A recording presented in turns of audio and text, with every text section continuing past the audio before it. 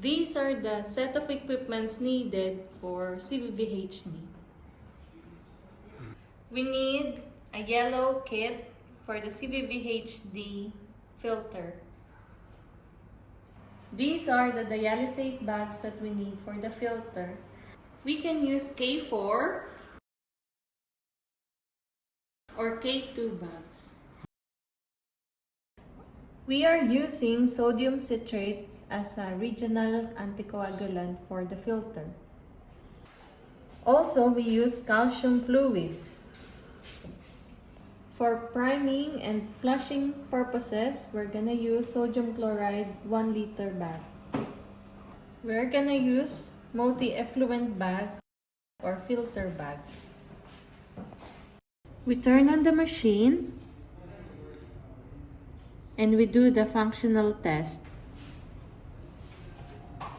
While waiting, we choose the treatment modality. Once functional test is done, we can proceed with the setting up of the machine. We start with inserting the cassette into the machine.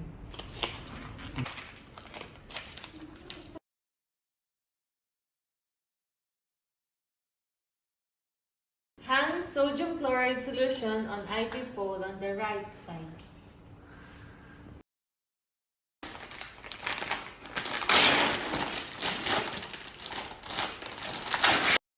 Insert filter into the filter holder and move aside.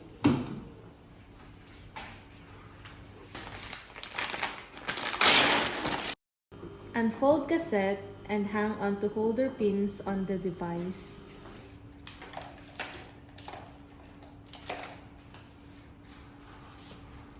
Now we're going to set up the filter. We start with the return system, the blue line.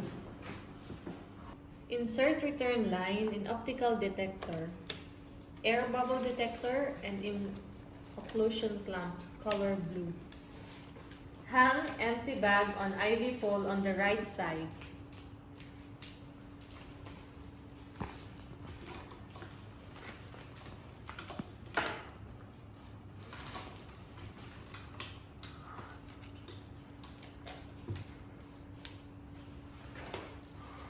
Connect return pressure line.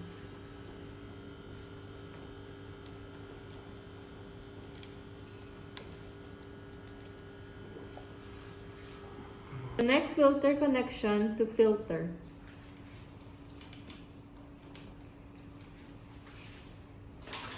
Going to the next step, we're now going to set up the access system.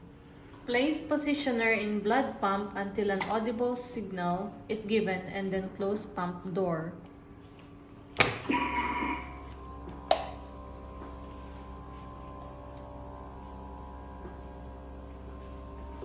Place access pressure dome onto the pressure measurement unit.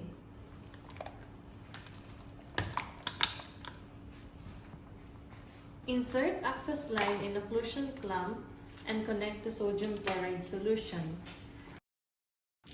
Using a sodium chloride solution bottle, close the clamp of the access line. Place pre-filter pressure dome onto the pressure measurement unit. Connect filter connection to the filter.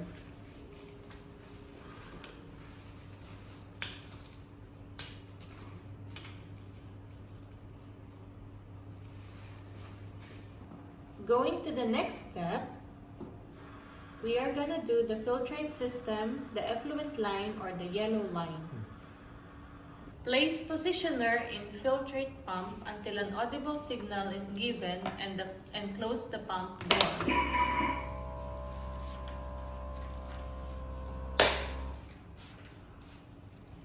Place filter pressure dome onto pressure measurement unit. Insert filtrate line in blood leak detector. Connect filter connection with the filter.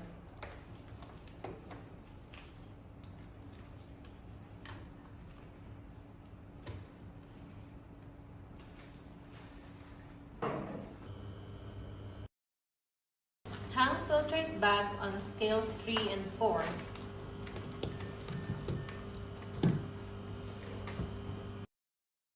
Connect filtrate line to the filtrate bag. Now we're going to prepare the calcium-free dialysate bags.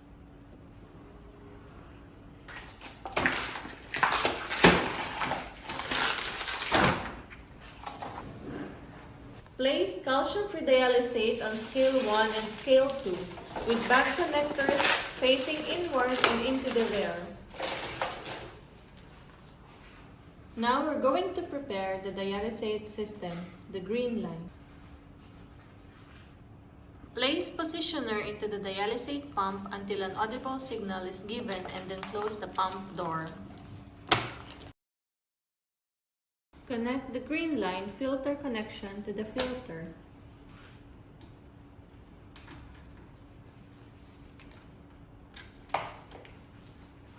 Pull heater bag with green markings downward into the heater and insert markings into the holder. Connect the dialysate line to the dialysate bag.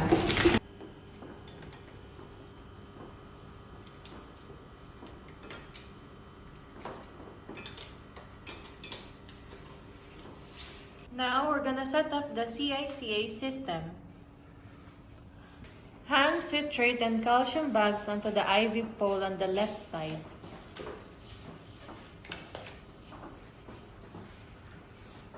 Connect citrate connector to citrate bag and close clamps on the citrate line.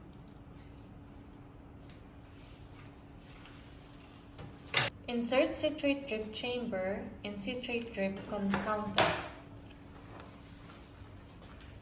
Place positioner in citrate pump until an audible signal is given. Connect calcium connector to calcium bags and close clamps on the calcium line.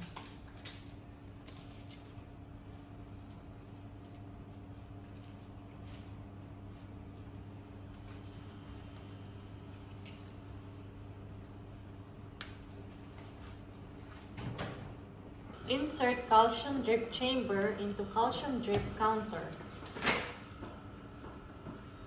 Place positioner in calcium pump until an audible signal is given.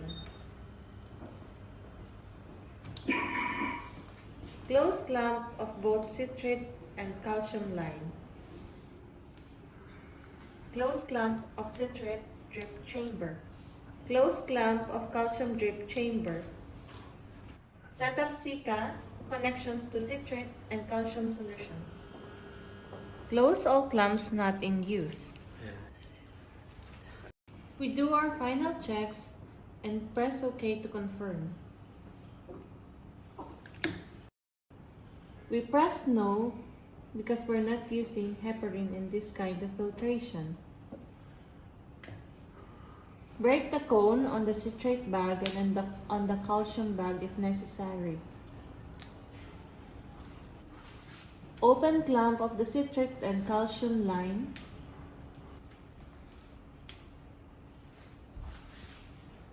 Press start to fill the CICA system. Check CICA lines. Make sure that the fluid is between the line. Now press OK to proceed. Now we're gonna fill the tubing system. Open clamps.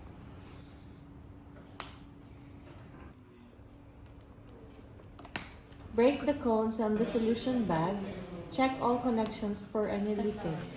Now we can start priming by pressing the start button.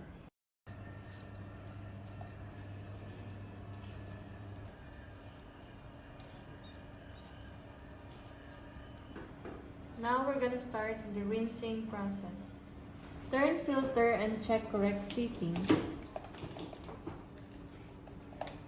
Connect return line to sodium chloride solution and provide at least 300 ml of sodium chloride solution.